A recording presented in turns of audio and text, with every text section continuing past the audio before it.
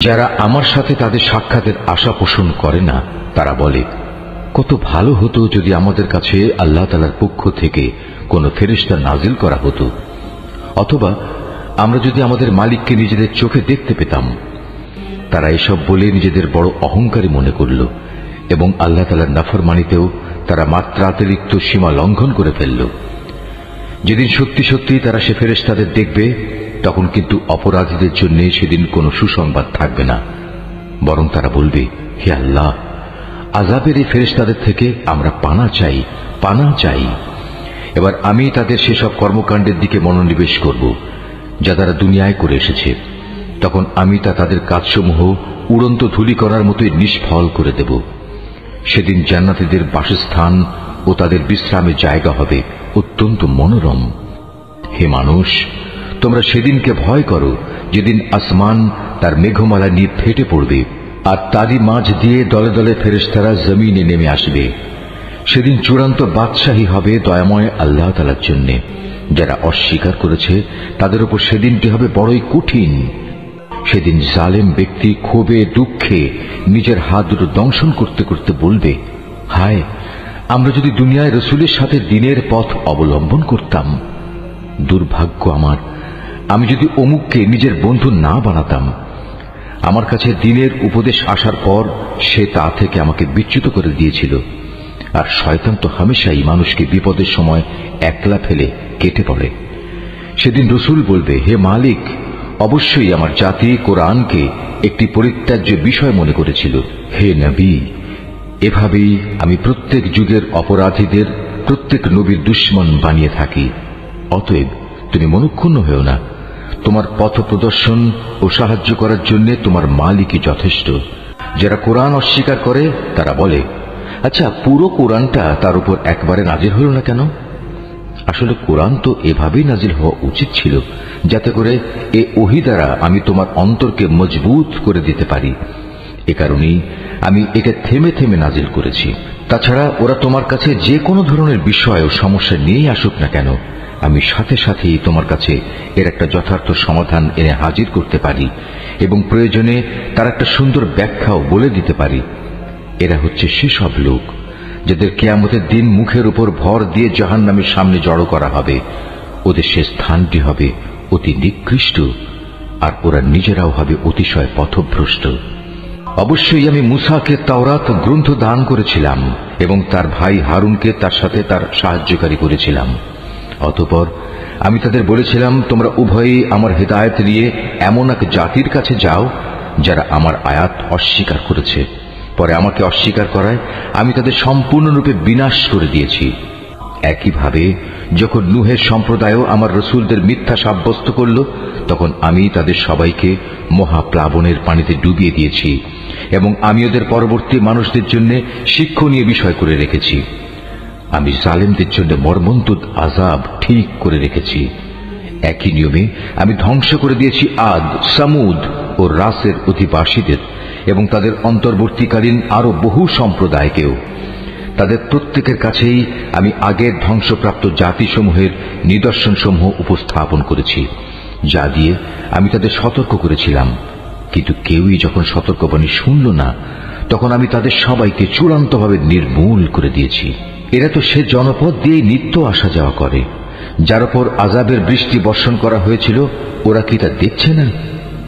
আসল কথা হচ্ছে, এরা পুনরায় জীবিত হওয়ার কোনো আশাই পোষণ করে না। হে নবী, এরা যখন তোমাকে দেখে তখন তোমাকে কেবল ঠাট্টা বিদ্রুপের পাত্র রূপেই গণ্য করে বলে, এ কি সে লোক যাকে আল্লাহ তাআলা রসুল করে পাঠিয়েছেন? এ ব্যক্তিই তো আমাদের দেবতাদের ইবাদত থেকে আমাদের সম্পূর্ণ বিচ্যুতই করে দিত যদি আমরা তাদের উপর দৃঢ় প্রতিষ্ঠিত না থাকতাম। হ্যাঁ, তারা যখন আল্লাহ তাআলার আযাব স্বচক্ষে দেখতে পাবে, তখন ভালো করে জানতে পারবে কে তোমাদের মাঝে বেশি পথভ্রষ্ট ছিল। হে নবী, তুমি কি সে ব্যক্তির অবস্থা দেখোনি যে তার কামনা বাসনাকে নিজের মাবুদ বানিয়ে নিয়েছে? তুমি কি তার মতো ব্যক্তিকে সঠিক পথে আনার কোন দায়িত্ব নিতে পারো? হে নবী, তুমি কি সত্যি মনে করো তাদের অধিকাংশ লোক তোমার কথা শোনে কিংবা এর মর্ম বোঝে? আসলে ওরা হচ্ছে পশুর মতো, বরং কোন কোন ক্ষেত্রে তারা আরো বেশি বিভ্রান্ত। হে নবী, তুমি কি তোমার মালিকের কুদরতের দিকে তাকিয়ে দেখো না কিভাবে তিনি ছায়াকে সর্বত্র বিস্তার করে রেখেছেন? তিনি ইচ্ছা করলে তা তো একই স্থানে স্থায়ী করে রাখতে পারতেন। অতঃপর আমি কিন্তু সূর্যকে তার উপর একটি স্থায়ী নির্ঘণ্ট বানিয়ে রেখেছি। পরে আমি ধীরে ধীরে তাকে আমার দিকে গুটিয়ে আনব। আল্লাহ তাআলাই তোমাদের জন্য রাতকে আবরণ, ঘুমকে আরাম ও দিনকে জেগে ওঠার সময় করে দিয়েছেন। তিনি তার বৃষ্টিরূপী রহমতের আগে সুসংবাদবাহী বায়ু প্রেরণ করেন, অতঃপর আসমান থেকে তার মাধ্যমে বিশুদ্ধ পানি বর্ষণ করেন, যেন তা দিয়ে তিনি মৃত ভূখণ্ডে জীবনের সঞ্চার করতে পারেন এবং তা দিয়ে তার সৃষ্ট অসংখ্য জীবজন্তু ও মানুষের পিপাসা নিবারণ করতে পারেন। পানি বিতরণ পরিকল্পনাকে আমি বারবার তাদের মাঝে সংঘটিত করি, যাতে করে তারা এ বিষয়টি থেকে শিক্ষা গ্রহণ করতে পারে। কিন্তু অধিকাংশ মানুষই আমার অকৃতজ্ঞতা ছাড়া অন্য কিছু করতে অস্বীকার করল। আমি ইচ্ছা করলে প্রতিটি জনপদে এক একজন সতর্ককারী পাঠাতে পারতাম।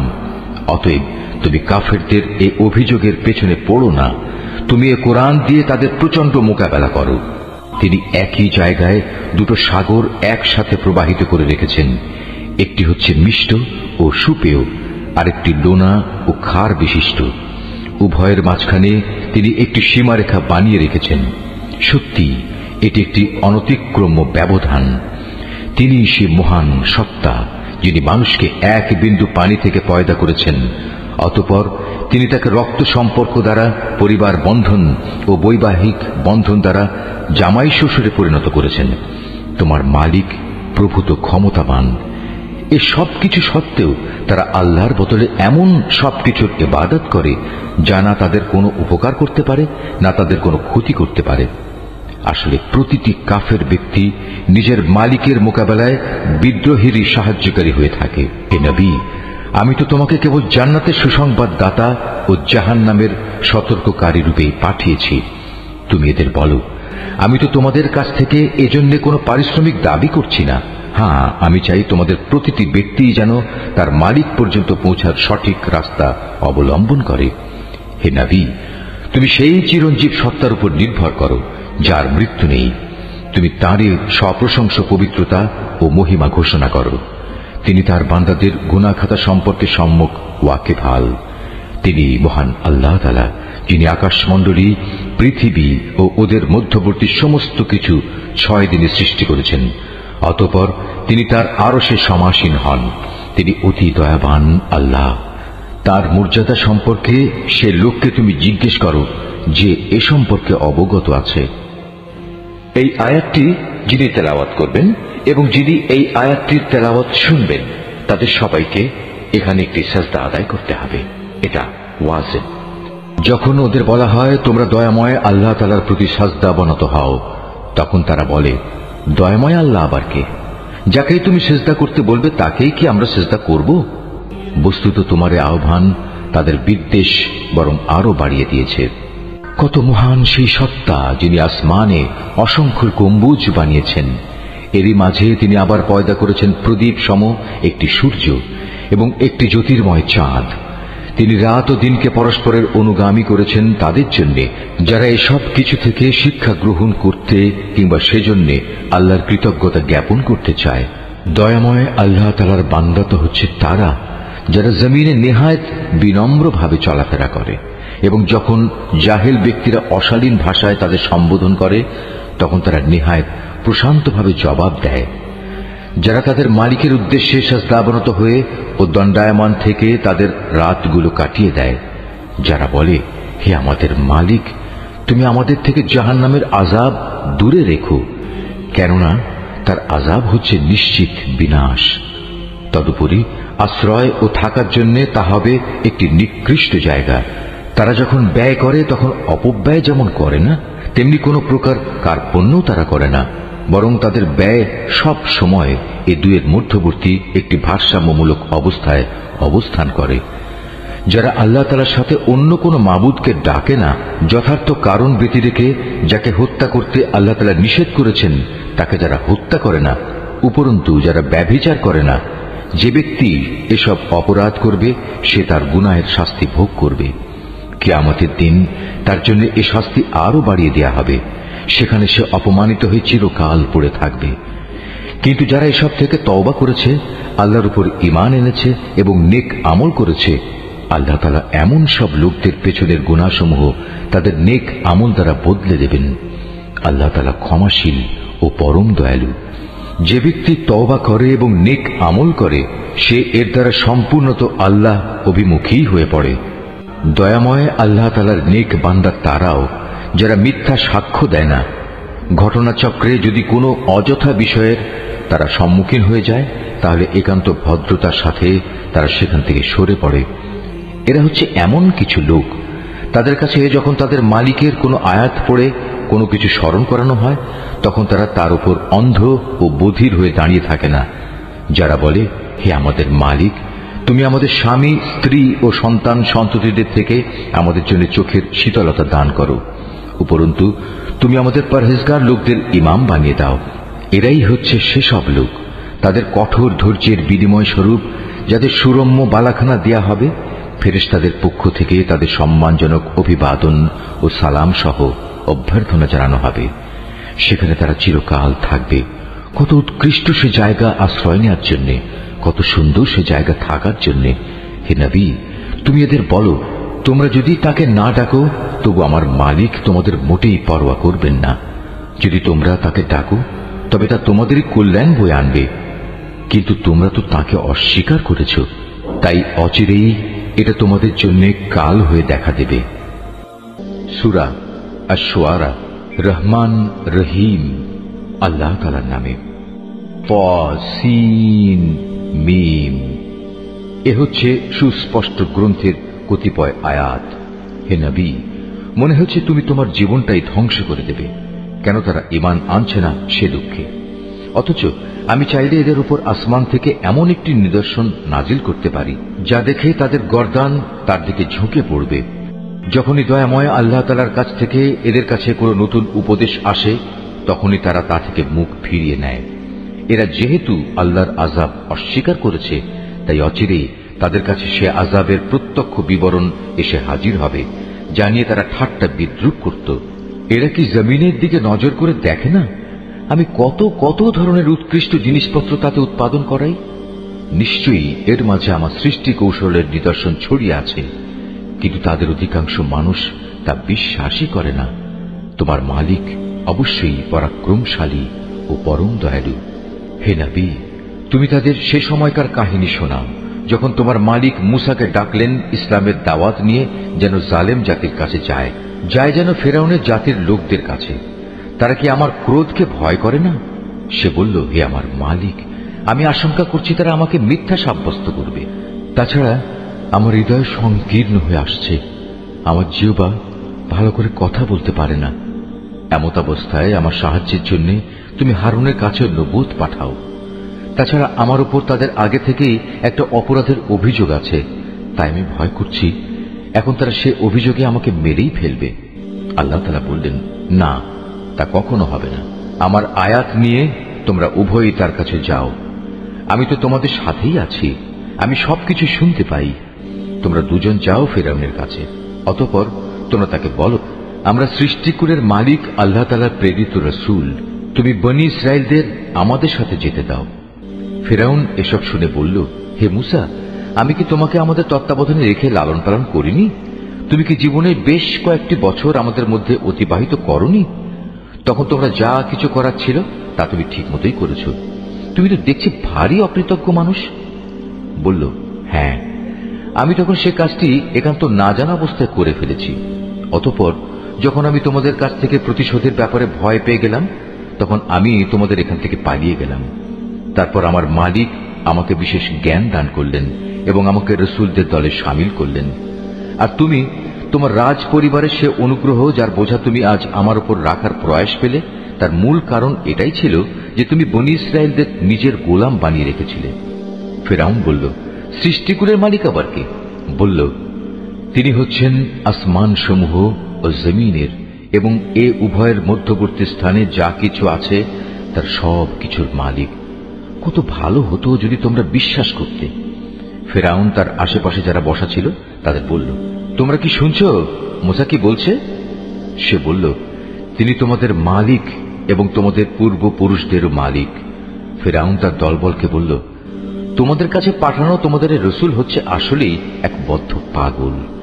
সে বলল, তিনি পূর্ব পশ্চিম উভয় দিকের মালিক, আরো মালিক এদের উভয়ের মাঝখানে যা কিছু আছে সে সব কিছুরও। কত ভালো হতো যদি তোমরা অনুধাবন করতে। সে বলল, হে মুসা, যদি তুমি আমাকে বাদ দিয়ে অন্য কাউকে মাবুদ হিসেবে গ্রহণ করো তাহলে আমি অবশ্যই তোমাকে জেলে ভরব। সে বলল, আমি যদি তোমার সামনে নবুয়তের সুস্পষ্ট কোনো দলিল প্রমাণ হাজির করি তবুও কি তুমি এমনটি করবে? সে বলল, যাও নিয়ে এসো সে দলিল প্রমাণ, যদি তুমি তোমার দাবিতে সত্যবাদী হও। অতঃপর সে তার লাঠি জমিনে নিক্ষেপ করল। তৎক্ষণাৎ তা একটি দৃশ্যমান অজগর হয়ে গেল। দ্বিতীয় নিদর্শন হিসেবে সে বগল থেকে তার হাত বের করল, সাথে সাথেই তা দর্শকদের সামনে চমকাতে লাগল। ফিরআউন তার আশেপাশে উপবিষ্ট দরবারের বড় আমলাদের বলল, হে তো দেখছি আসলে একজন সুদক্ষ জাদুকর। সে তার জাদুর শক্তি দিয়ে তোমাদের দেশ থেকে তোমাদেরই বের করে দিতে চায়। বলো, এখন তোমরা আমাকে এ ব্যাপারে কি পরামর্শ দেবে? তারা বলল, আমাদের মতে তুমি তাকে ও তার ভাইকে কয়েকদিনের অবকাশ দাও এবং এ সুযোগে তুমি শহরে বন্দরে জাদুকরদের নিয়ে আসার ফরমান দিয়ে সংগ্রাহকদের পাঠিয়ে দাও। তাদের বলে দাও তারা যেন প্রতিটি সুদক্ষ জাদুকরকে তোমার সামনে এনে হাজির করে। অতঃপর একটি নির্দিষ্ট দিনে একটি নির্দিষ্ট সময়ে দেশের সব জাদুকরদের একত্রিত করা হল। সাধারণ মানুষদের জন্যও শাহী ফরমান জারি করে বলা হল তারাও যেন সেখানে একত্রিত হয়। এ আশা নিয়ে আজ সবাই আসবে যে যদি জাদুকররা আজ বিজয়ী হয় তাহলে আমরা মুসাকে বাদ দিয়ে তাদের অনুসরণ করতে পারব। তারা ফিরআউনের সামনে এসে বলল, আমরা যদি আজ জয়লাভ করি তাহলে আমাদের জন্য পর্যাপ্ত পুরস্কার থাকবে তো? সে বলল, হ্যাঁ, তা তো অবশ্যই। তেমন অবস্থায় তোমরাই তো হবে আমার ঘনিষ্ঠ জন। মোকাবেলা শুরু হয়ে গেলে মুসা তাদের বলল, হ্যাঁ, তোমরাই আগে নিক্ষেপ করো যা কিছু তোমাদের কাছে নিক্ষেপ করার আছে। অতঃপর তারা তাদের রশি ও লাঠি মাটিতে ফেলল এবং তারা বলল, ফিরআউনের ইজ্জতের কসম, আজ অবশ্যই আমরা বিজয়ী হব। তারপর মুসা তার হাতের লাঠি জমিনে নিক্ষেপ করল। সহসা তা এক বিশাল অজগর হয়ে তাদের জাদুর অলীক সৃষ্টিগুলোকে গ্রাস করতে লাগল। অতঃপর ঘটনার আকস্মিকতা জাদুকরদের সাজদা অবনত করে দিল। তারা বলল, আমরা সৃষ্টিকুলের মালিকের উপর ঈমান আনলাম মুসা ও হারুনের মালিকের উপর। এতে ক্রোধান্বিত হয়ে সে ফিরআউন বলল, এ কি, আমি তোমাদের কোন রকম অনুমতি দেওয়ার আগেই তোমরা তার মালিকের উপর ঈমান এনে ফেললে? আমি বুঝতে পারছি আসলে এ হচ্ছে তোমাদের সবচেয়ে বড় গুরু। এই তোমাদের সবাইকে জাদু শিক্ষা দিয়েছে। অতি সত্বর তোমরা তোমাদের অবস্থা জানতে পারবে। আমি তোমাদের হাত ও পা বিপরীত দিক থেকে কেটে দেব। অতঃপর আমি তোমাদের সবাইকে একে একে শুলে চড়াবো। তারা বলল, এতে আমাদের কোনো ক্ষতি নেই। তুমি যাই করো, আমরা তো একদিন আমাদের মালিকের কাছেই ফিরে যাব। আমরা আশা করব সেদিন আমাদের মালিক আমাদের জাদু সংক্রান্ত এসব গুনাহখাতা মাফ করে দেবেন, কেননা আমরাই এ দলের মাঝে সবার আগে ঈমান এনেছি। রুকু 4। অতঃপর আমি মুসার কাছে ওহী পাঠিয়ে বললাম, রাত থাকতে থাকতেই তুমি আমার বান্দাদের নিয়ে এ জনপদ থেকে বেরিয়ে যাও। সাবধান থেকো, ফিরআউনের পক্ষ থেকে তোমাদের অবশ্যই অনুসরণ করা হবে। ইতিমধ্যে ফিরআউন সৈন্য জড়ো করার জন্য শহরে বন্দরে সংগ্রাহক পাঠিয়ে দিল। সে বলল, এরা তো হচ্ছে একটি ক্ষুদ্র দল মাত্র। এরা আমাদের অনেক ক্রোধের উদ্রেক ঘটিয়েছে, অথচ এদের মোকাবেলায় আমরা হচ্ছে একটি সম্মিলিত সেনাবাহিনী। আমি ধীরে ধীরে এবার তাদের উদ্যানমালা ও ঝর্ণাধারা সমূহ থেকে বের করে আনলাম তাদের সঞ্চিত ধনভাণ্ডার ও সুরম্য প্রাসাদ সমূহ থেকে। এভাবেই ঘটনাটা সংঘটিত হল। আমি বনী ইসরায়েলদের ফিরআউন ও তাদের লোকজনদের ফেলে আসা জিনিসপত্রের মালিক বানিয়ে দিলাম। তারা সূর্যোদয়ের প্রাক্কালেই তাদের পশ্চাৎ ধাবন করল। এক পর্যায়ে যখন একদল আরেক দলকে দেখে ফেলল, তখন মুসার সাথীরা বলে উঠল, আমরা বুঝি এখনই ধরা পড়ে যাব। সে বলল, না, কিছুতেই নয়। আমার সাথে অবশ্যই আমার মালিক রয়েছেন। তিনি আমাকে এই সংকট থেকে বেরিয়ে যাবার একটা পথ অবশ্যই বাতলে দেবেন। অতঃপর আমি এই বলে মুসার কাছে ওহী পাঠালাম, তুমি তোমার লাঠি দ্বারা সমুদ্রে আঘাত হানো। মুসা তার লাঠি সমুদ্রে ফেলার পর তা ফেটে দুভাগ হয়ে গেল এবং এর প্রতিটি ভাগ এত বড় ছিল যেমন উঁচু উঁচু একটা পাহাড়। এবার আমি অপর দলটিকে এই জায়গার কাছে নিয়ে এলাম। ঘটনার সমাপ্তি এভাবে হল। আমি মুসা ও তার সকল সাথীকে ফেরাউন থেকে উদ্ধার করলাম। অতঃপর আমি অপর দলটিকে সাগরে ডুবিয়ে দিলাম। অবশ্যই এ ঘটনার মাঝে শিক্ষার নিদর্শন আছে, কিন্তু তাদের অধিকাংশ মানুষ তো আল্লাহ তাআলার উপর ঈমানই আনে না। তোমার মালিক অবশ্যই পরাক্রমশালী ও পরম দয়ালু। হে নবী, তুমি ওদের কাছে ইব্রাহিমের ঘটনাও বর্ণনা করো, যখন সে তার পিতা ও তার জাতির লোকদের এ মর্মে জিজ্ঞেস করেছিল, তোমরা সবাই কার ইবাদত করো? তারা বলল, হ্যাঁ, আমরা মূর্তির ইবাদত করি। নিষ্ঠার সাথে আমরা তাদের ইবাদতে মগ্ন থাকি। সে বলল, বলো তো, তোমরা যখন তাদের ডাকো, তারা কি তোমাদের কোনো কথা শুনতে পায়? অথবা তারা কি তোমাদের কোনো উপকার করতে পারে, কিংবা পারে কি তোমাদের কোনো ক্ষতি করতে? তারা বলল, না, তা পারে না, তবে আমরা আমাদের বাপদাদাদের এরূপে এদের ইবাদত করতে দেখেছি। সে বলল, তোমরা কি কখনো তাদের ব্যাপারটা একটু চিন্তা ভাবনা করে দেখেছ, যাতে তোমরা ইবাদত করো? তোমরা নিজেরা যেমনি করছো, তোমাদের আগের লোকেরাও তেমনি করেছে। এভাবে যাদের ইবাদত করা হচ্ছে, তারা সবাই হচ্ছে আমার দুশমন। তবে সৃষ্টিকুলের মালিক ছাড়া তিনি আমার বন্ধু। তিনি আমাকে পয়দা করেছেন, অতঃপর তিনি আমাকে অন্ধকারে চলার পথ দেখিয়েছেন। তিনি আমাকে আহার্য দেন, তিনি আমার পানীয় সরবরাহ করেন। আর আমি যখন রোগাক্রান্ত হই, তখন তিনি আমাকে রোগ মুক্ত করেন। তিনি আমার মৃত্যু ঘটাবেন, তিনি আমাকে আবার নতুন জীবন দেবেন। শেষ বিচারের দিন তাঁর কাছ থেকে আমি এ আশা করব, তিনি আমার গুনাহসমূহ মাফ করে দেবেন। অতঃপর ইব্রাহিম দোয়া করল, হে আমার মালিক, তুমি আমাকে জ্ঞান দান করো এবং আমাকে তোমার নেককার মানুষদের সাথে মিলিয়ে রেখো, এবং আগামী প্রজন্মের কাছে তুমি আমার স্মরণ অব্যাহত রেখো। আমাকে তুমি তোমার নিয়ামতে ভরা জান্নাতের অধিকারীদের মধ্যে শামিল করে নিও। আমার পিতাকে হেদায়েতের তৌফিক দিয়ে তুমি মাফ করে দাও, কেননা সে গুমরাহীদের একজন। আমাকে তুমি সেদিন অপমানিত করো না, যেদিন সব মানুষদের পুনরায় জীবন দেয়া হবে। সেদিন তো কারো ধন সম্পদ কাজে লাগবে না, না সন্তান সন্ততি কারো কাজে আসবে। অবশ্য যে আল্লাহর কাছে একটি বিশুদ্ধ অন্তর নিয়ে হাজির হবে, তার কথা আলাদা। সেদিন জান্নাতকে পরহেজগার লোকদের একান্ত কাছে নিয়ে আসা হবে এবং জাহান্নামকে গুনাহগারদের জন্য উন্মোচিত করে দেয়া হবে। তখন তাদের বলা হবে, বলো, এখন কোথায় তারা? দুনিয়ার জীবনে যাদের তোমরা ইবাদত করতে, যাদের তোমরা আল্লাহ তাআলাকে বাদ দিয়ে ইবাদতের জন্য ডাকতে, আজ তারা তোমাদের কোন রকম সাহায্য করতে পারবে কি? না তারা নিজেদের আল্লাহর আযাব থেকে আজ বাঁচাতে পারবে? অতঃপর যাদের তারা মাবুদ বানাতো, তারা এবং গুমরা মানুষ যারা তাদের ইবাদত করত, সবাইকে সেখানে অধোমুখী করে নিক্ষেপ করা হবে। নিক্ষেপ করা হবে ইবলিসের সমুদায় বাহিনীকেও। সেখানে গিয়ে তারা নিজেরা এক মহা বিতর্কে লিপ্ত হবে এবং প্রত্যেকেই নিজ নিজ মাবুদদের বলবে, আল্লাহ তাআলার কসম, আমরা দুনিয়াতে সুস্পষ্ট গুমরাহিতে নিমজ্জিত ছিলাম। বিশেষ করে যখন আমরা সৃষ্টিকুলের মালিক আল্লাহ তাআলার সাথে তোমাদেরও তার সমকক্ষ মনে করতাম। আসলে এসব বড় বড় গুনার ব্যক্তিরাই আমাদের পথভ্রষ্ট করে দিয়েছে।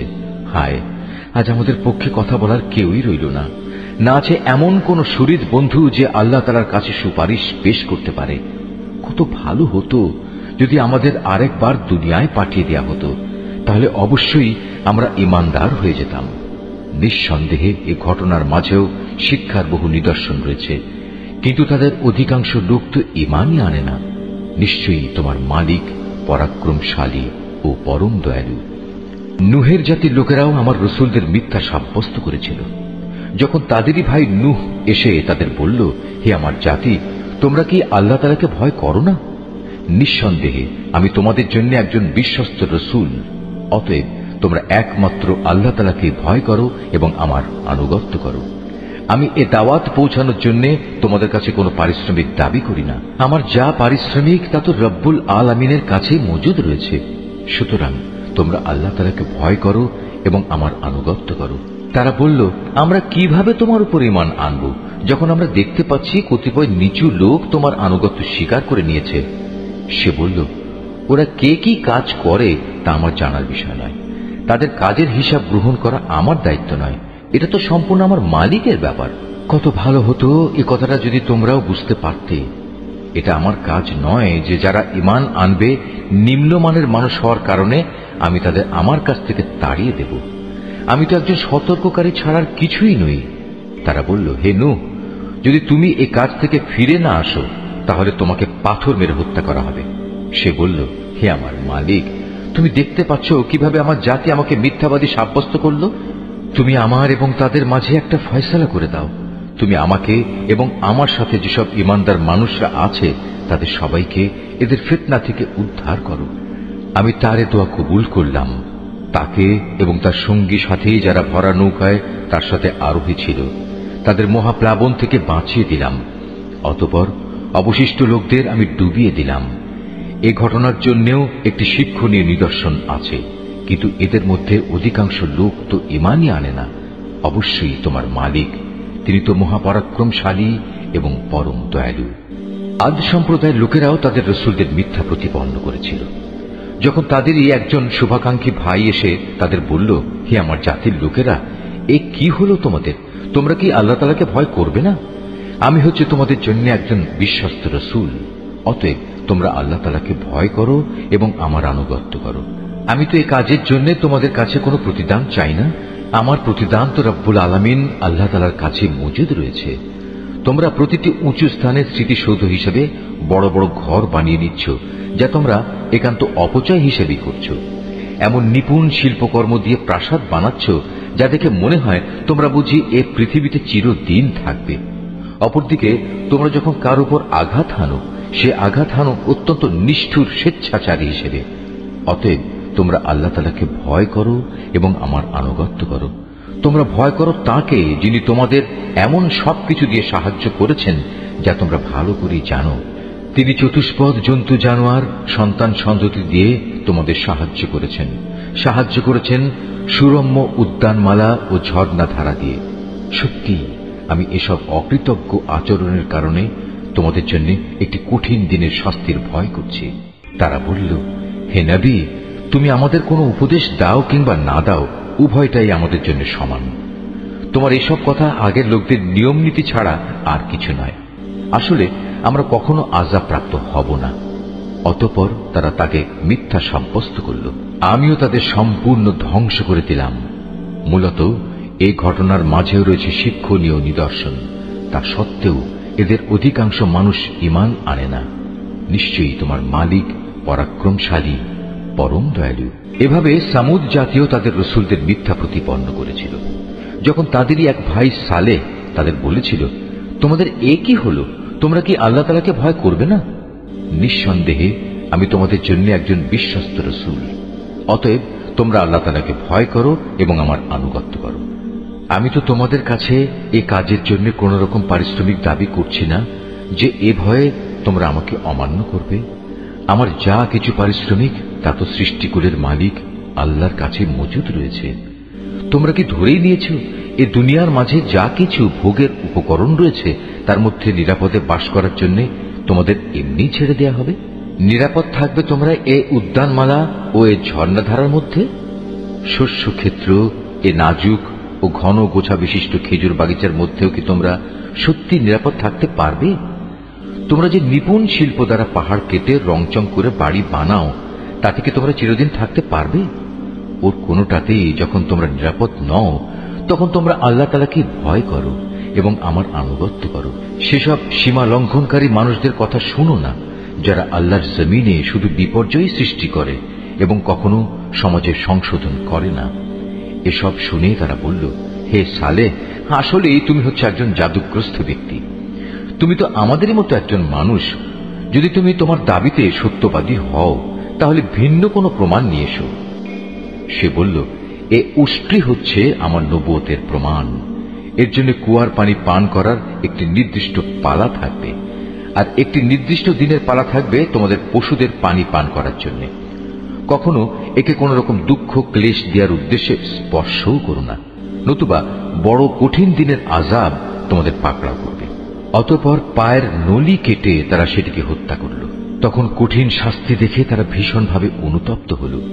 অতঃপর আল্লাহ তাআলার শাস্তি এসে তাদের গ্রাস করল। এ ঘটনার মাঝেও রয়েছে আল্লাহ তাআলার বিশেষ নিদর্শন। কিন্তু তাদের অধিকাংশ মানুষ তো ঈমানই আনে না। নিঃসন্দেহে তোমার মালিক মহাপরাক্রমশালী, পরম দয়ালু। একইভাবে লুতের জাতীয় আল্লাহ রসুলদের অস্বীকার করেছে। যখন তাদের ভাই লুত এসে তাদের বলল, এ কি হলো তোমাদের? তোমরা কি আল্লাহর আযাবকে ভয় করবে না? নিঃসন্দেহে আমি হচ্ছি তোমাদের জন্য একজন বিশ্বস্ত রসুল। অতএব তোমরা আল্লাহ তাআলাকে ভয় করো এবং আমার আনুগত্য করো। আমি তো এই কাজের জন্য তোমাদের কাছে কোনো বিনিময় চাচ্ছি না। আমার বিনিময় তো দুনিয়া জাহানের মালিক আল্লাহর দরবারেই মজুদ রয়েছে। এ কি হলো তোমাদের? জৈবিক প্রয়োজন পূরণের জন্য তোমরা দুনিয়ার পুরুষগুলোর কাছেই যাও, অথচ তোমাদের মালিক তোমাদের এই প্রয়োজনের জন্য তোমাদের স্ত্রীদের পয়দা করে রেখেছেন। তাদের তোমরা পরিহার করে এর নোংরা কাজে লিপ্ত থাকো। তোমরা আসলেই এক মারাত্মক সীমা লঙ্ঘনকারী জাতি। তারা বলল, হে লূত, যদি তুমি তোমার এসব ওয়াজ নসিহত থেকে নিবৃত না হও তাহলে তুমি হবে বহিষ্কৃতদের একজন।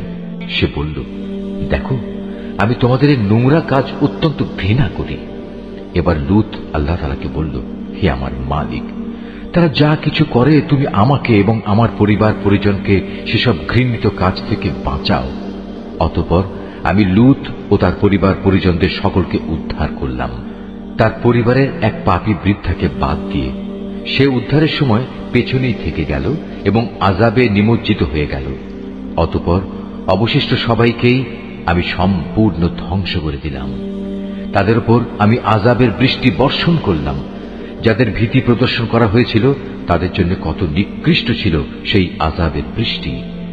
এই ঘটনার মাঝেও রয়েছে শিক্ষণীয় নিদর্শন, কিন্তু তাদের অধিকাংশই ঈমান আনে না। নিঃসন্দেহে তোমার মালিক মহাপরাক্রমশালী, পরম দয়ালু। আইকার অধিবাসীরাও আগত রসুলদের অস্বীকার করেছিল। যখন শোয়েব তাদের বলেছিল, হে আমার জাতি, তোমরা কি আল্লাহ তাআলাকে ভয় করবে না? নিঃসন্দেহে আমি হচ্ছি তোমাদের জন্য একজন বিশ্বস্ত রসুল। সুতরাং তোমরা আল্লাহ তাআলাকে ভয় করো এবং আমার আনুগত্য করো। আমি যে তোমাদের ডাকছি এজন্য আসলে আমি তোমাদের কাছ থেকে কোনো পারিশ্রমিক দাবি করছি না, কারণ আমার পারিশ্রমিক যা তা তো সৃষ্টিকুলের মালিক আল্লাহ তাআলার কাছেই মজুদ রয়েছে। হে মানুষ, মাপের সময় তোমরা পুরোপুরি মেপে দেবে। মাপে কম দিয়ে তোমরা ক্ষতিগ্রস্ত লোকদের দলভুক্ত হয়েও না। ওজন করার সময় পাল্লা ঠিক রেখে ওজন করবে। মানুষদের পাওনা কখনো কম দেবে না এবং দুনিয়ায় খামাখা ফিতনা ফাসাদ সৃষ্টি করো না। ভয় করবে তাকে যিনি তোমাদের এবং তোমাদের আগে যারা গত হয়ে গেছে তাদের সবাইকে সৃষ্টি করেছেন। তারা বলল, হে শোয়েব, তুমি তো দেখছি জাদুগ্রস্ত ব্যক্তিদেরই অন্তর্ভুক্ত। তুমি তো আমাদেরই মতো মানুষ। আমরা মনে করি তুমি মিথ্যাবাদীদেরই অন্তর্ভুক্ত। হ্যাঁ, তুমি যদি নবী হওয়ার দাবিতে সত্যবাদী হও তাহলে যাও, আসমান ভেঙে এর একটি টুকরো আমাদের উপর ফেলে দাও। সে বলল, যা কিছু উদ্ভট দাবি তোমরা করছো আমার মালিক তা ভালো করে জানেন। অতঃপর তারা তাকে মিথ্যা সাব্যস্ত করল। পরিণামে মেঘাচ্ছন্ন দিনের এক ভীষণ আযাব তাদের পাকড়াও করল। এ ছিল সত্যি এক কঠিন আযাব। এই ঘটনার মাঝেও শিক্ষার নিদর্শন আছে, কিন্তু মানুষদের অনেকেই এর উপর ঈমান আনে না। নিঃসন্দেহে তোমার মালিক মহাপরাক্রমশালী ও পরম দয়ালু। হে নবী, অবশ্যই এই কোরআনটা রব্বুল আলামিনের নাজিল করা একটি গ্রন্থ। একজন বিশ্বস্ত ফেরেশতা আমারই আদেশে এটা নাজিল করেছে তোমারই মনের উপর, যাতে করে তুমিও সতর্ককারী নবীদের একজন হতে পারো। একে নাজিল করা হয়েছে সুস্পষ্ট আরবি ভাষায়। আগের উম্মতদের কাছে নাজিল করা কিতাবসমূহে অবশ্যই এটি উল্লিখিত আছে। এটা কি এদের জন্য দলিল নয় যে বনী ইসরায়েলের আলেমরাও এর সম্পর্কে পূর্ণ অবগত আছে? যদি আমি এ কোরআনকে আরবির বদলে অন্য কোনো অনারবের ওপর তার ভাষায় নাজিল করতাম, তারপর সে অনারব ব্যক্তি তাদের কাছে এসে এটা কিতাব পাঠ করত, অতঃপর ভাষাগত অজুহাত তুলে এর উপর তারা মোটেই ঈমান আনত না। এভাবেই আমি এ বিষয়টি নাফরমান অপরাধীদের অন্তরে প্রবেশ করিয়ে দিয়েছি। তারা কখনো এর উপর ঈমান আনবে না যতক্ষণ না তারা কোনো কঠিন আযাব নিজেদের চোখে দেখতে পাবে। আর সে আযাব কিন্তু তাদের কাছে আসবে একান্ত আকস্মিক ভাবেই, তারা কিছুই টের পাবে না। তখন তারা বলবে, আমাদের কি কিছু সময়ের জন্য অবকাশ দেয়া হবে না? অথচ সে লোকগুলোই একসময় আযাব ত্বরান্বিত করতে চেয়েছিল। তুমি এ বিষয়টা চিন্তা করে দেখেছ কি? যদি আমি তাদের অনেক দিন ধরে পার্থিব ভোগবিলাস ভোগ করতেও দিই, তারপর যে আযাব সম্পর্কে তাদের ওয়াদা করা হয়েছিল তা যদি সত্যি তাদের কাছে এসে পড়ে, তাহলে এই যে বৈষয়িক বিলাস তারা ভোগ করছিল তা সব কি কোনো কাজে লাগবে? আমি কাফেরদের কোনো জনপদকেই ধ্বংস করিনি যার জন্য পূর্বেই কোনো সতর্ককারী নবী পাঠানো হয়নি। তা হচ্ছে সুস্পষ্ট উপদেশ। আর আমি তো জালেম নই যে সতর্ক না করেই তাদের ধ্বংস করে দেব। এ কোরআন কোন শয়তান নাজিল করেনি। ওরা এ কাজের যোগ্যও নয়, না তারা তেমন কোনো ক্ষমতা রাখে। তাদের তো ওহী শোনা থেকেও বঞ্চিত রাখা হয়েছে। অতএব তুমি কখনো আল্লাহ তাআলার সাথে অন্য কোনো মাবুদকে ডেকো না, নতুবা তুমিও শাস্তিযোগ্য হয়ে পড়বে। হে নবী, তুমি তোমার নিকটতম আত্মীয় স্বজনদের আল্লাহ তাআলার আযাব থেকে ভয় দেখাও।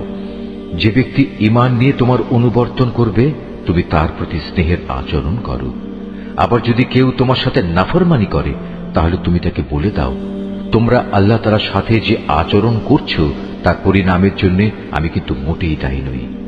তাদের অবাধ্য আচরণে তুমি মনক্ষুণ্ণ হইও না, তুমি বরং সর্বোচ্চ পরাক্রমশালী ও দয়ালু আল্লাহ তাআলার উপরই ভরসা করো, যিনি তোমাকে দেখতে থাকেন যখন তুমি নামাজে দাঁড়াও, এবং সিজদাকারীদের মাঝে তোমার ওঠা বসাও তিনি দেখেন। অবশ্যই তিনি সব কিছু শোনেন, সব কিছু জানেন।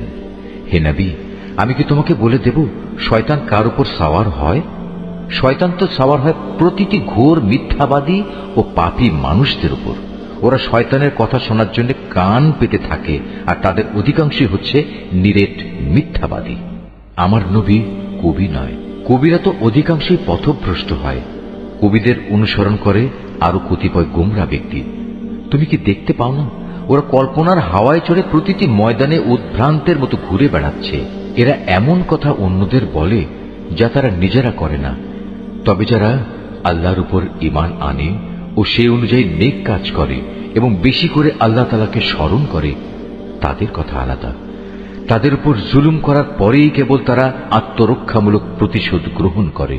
আর জুলুম যারা করে তারা অচিরেই জানতে পারবে তাদের একদিন কোথায় ফিরে যেতে হবে। সূরা আন-নামল। রহমান রহিম আল্লাহ তাআলার নামে। তাসিন। এগুলো হচ্ছে কোরআনেরই আয়াত এবং সুস্পষ্ট কিতাবের কতিপয় অংশ। ঈমানদারদের জন্য এটা হচ্ছে হিদায়াত ও সুসংবাদবাহী গ্রন্থ। তাদের জন্য যারা নামাজ প্রতিষ্ঠা করে, যাকাত আদায় করে, সর্বোপরি কিয়ামত দিবসের উপর যারা বিশ্বাস স্থাপন করে, যারা শেষ বিচারের দিনের উপর ঈমান আনে না, তাদের জন্য তাদের যাবতীয় কর্মকাণ্ড আমি সুন্দর শোভন করে রেখেছি। ফলে তারা উদ্ভ্রান্তের মতো আপন কর্মকাণ্ডের চারপাশে ঘুরে বেড়ায়। এরাই হচ্ছে সেসব লোক যাদের জন্য রয়েছে জাহান্নামের কঠিন আযাব, আর পরকালেও এ লোকেরা ভীষণ ক্ষতির সম্মুখীন হবে। হে নবী, নিশ্চয়ই প্রবল প্রজ্ঞাময় সর্বজ্ঞ আল্লাহ তাআলার পক্ষ থেকে তোমাকে এ কোরআন দেওয়া হয়েছে। স্মরণ করো যখন মুসা তার পরিবারের লোকজনদের বলেছিল, আমি আগুন সদৃশ্য কিছু একটা দেখতে পেয়েছি, সেখান থেকে আমি এক্ষুনি তোমাদের কাছে হয় পথঘাটের ব্যাপারে কোনো খোঁজ খবর কিংবা তোমাদের জন্য একটি অঙ্গার নিয়ে আসব, যাতে করে তোমরা এ ঠান্ডার সময় আগুন পোহাতে পারো। অতঃপর সে যখন আগুনের কাছে পৌঁছল, তখন তাকে অদৃশ্য থেকে আওয়াজ দেওয়া হলো, বরকতময় হোক সে নূর যা এ আগুনের ভেতর আলোকিত হয়ে আছে, বরকতময় হোক সে মানুষ যে এর আশেপাশে রয়েছে।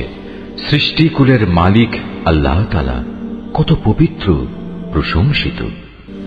আওয়াজ এলো, হে মুসা, আমি হচ্ছি আল্লাহ তাআলা, মহাপরাক্রমশালী ও প্রবল প্রজ্ঞাময়। হে মুসা, তুমি তোমার হাতের লাঠিটা জমিনে নিক্ষেপ করো। অতঃপর সে যখন তাকে দেখল জমিনে জীবিত সাপের মতো তা ছোটাছুটি করছে, তখন সে কিছুটা ভীত হয়ে উল্টো দিকে দৌড়তে লাগলো, পেছনের দিকেও তাকালো না। আমি বললাম, হে মুসা, ভয় পেও না, আমার সামনে নবী রসুলরা কখনো ভয় পায় না।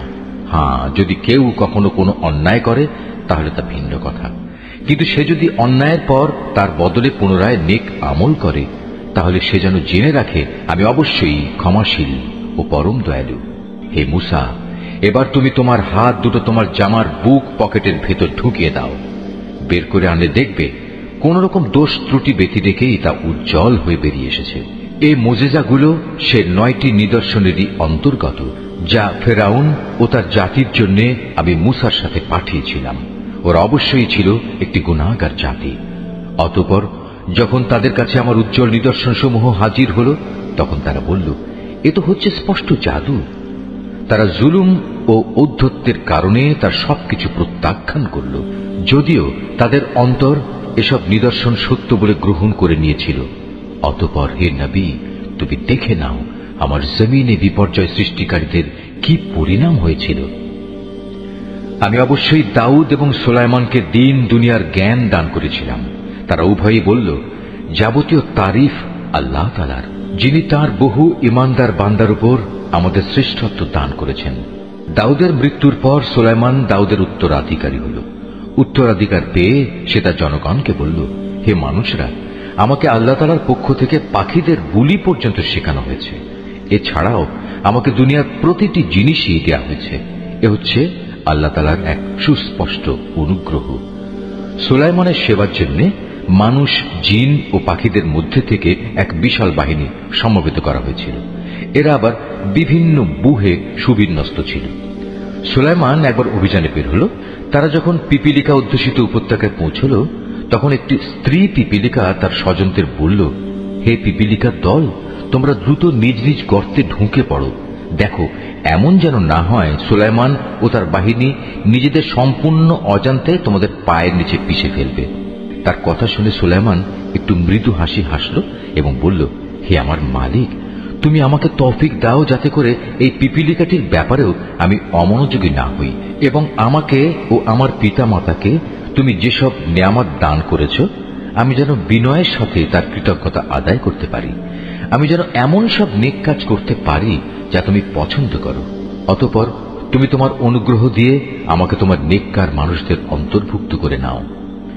একবার সে তার পাখি বাহিনী পর্যবেক্ষণ করতে শুরু করল এবং এক পর্যায়ে বলল, কি ব্যাপার, হুদহুদ নামক পাখিটা দেখছি না যে?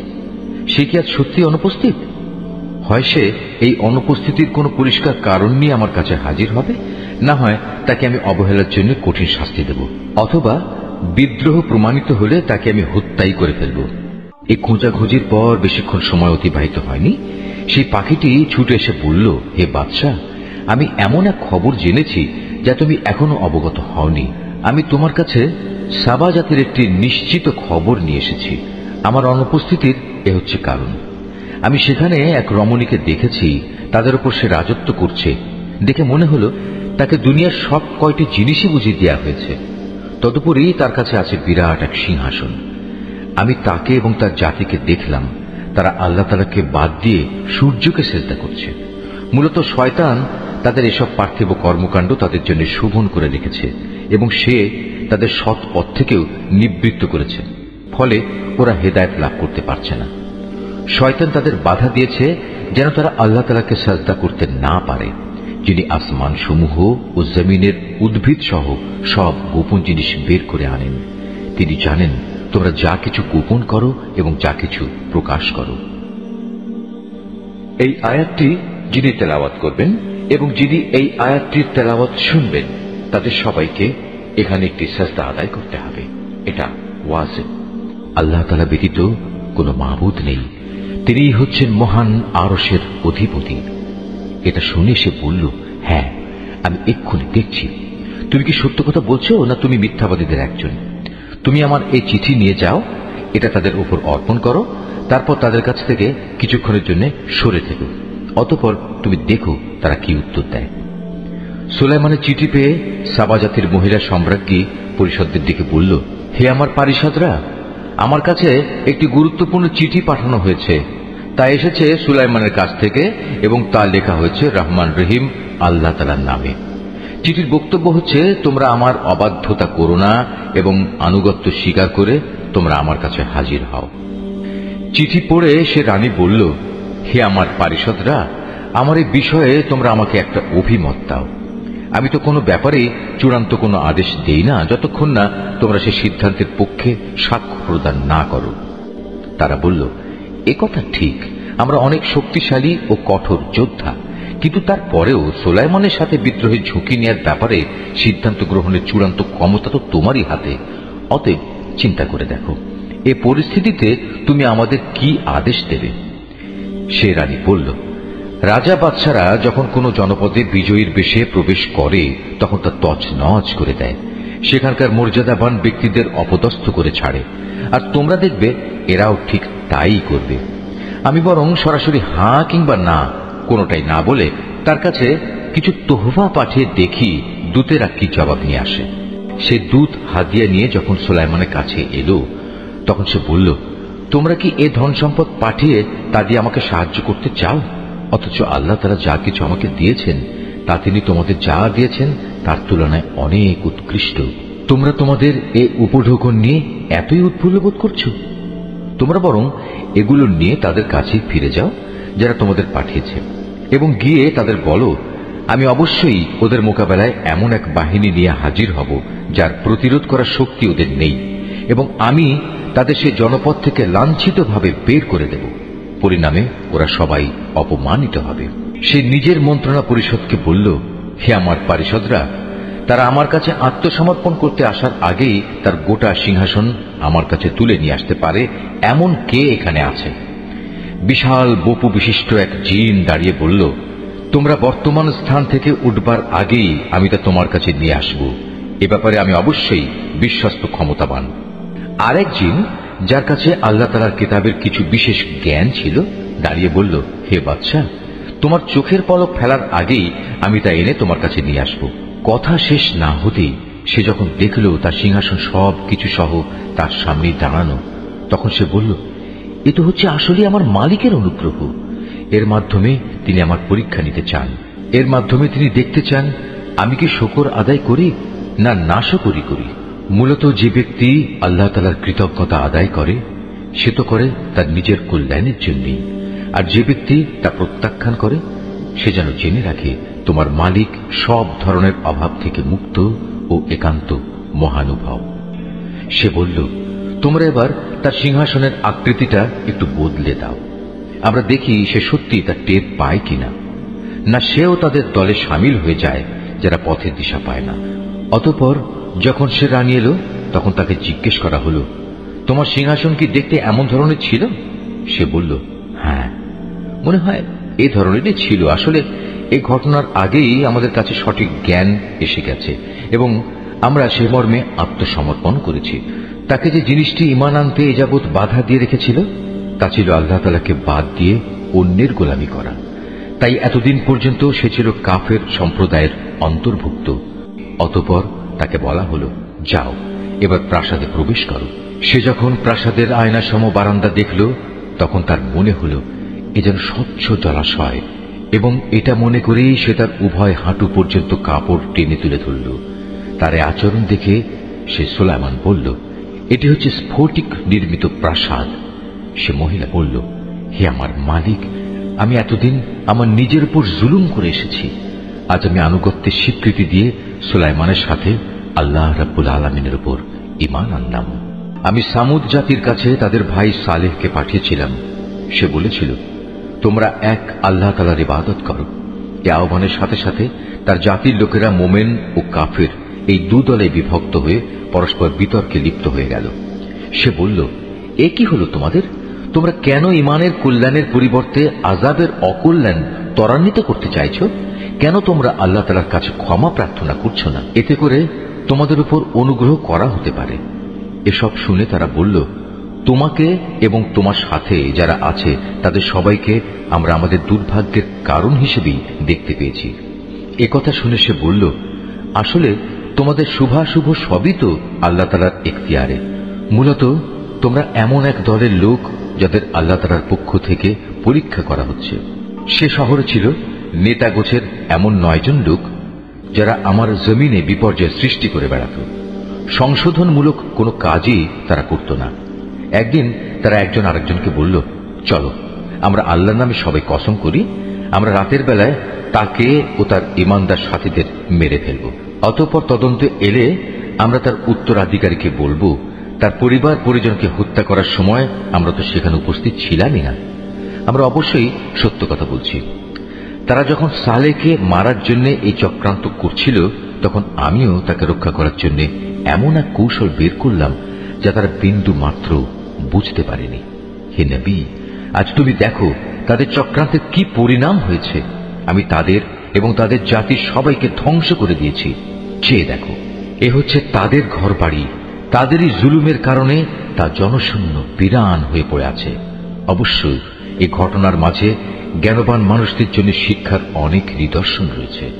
যারা আল্লাহ তাআলার উপর ঈমান এনেছে এবং আল্লাহ তাআলাকে ভয় করেছে, আমি তাদের আমার আযাব থেকে মুক্তি দিয়েছি। আর হে নবী, তুমি লূতের কথাও এদের স্মরণ করাও, যখন সে তার জাতিকে বলল, তোমরা কেন অশ্লীল কাজ করছো, অথচ তোমরা এর পরিণাম ভালো করেই দেখতে পাচ্ছ। তোমরা কি তোমাদের যৌন তৃপ্তির জন্য নারীকে বাদ দিয়ে পুরুষের কাছেই আসবে?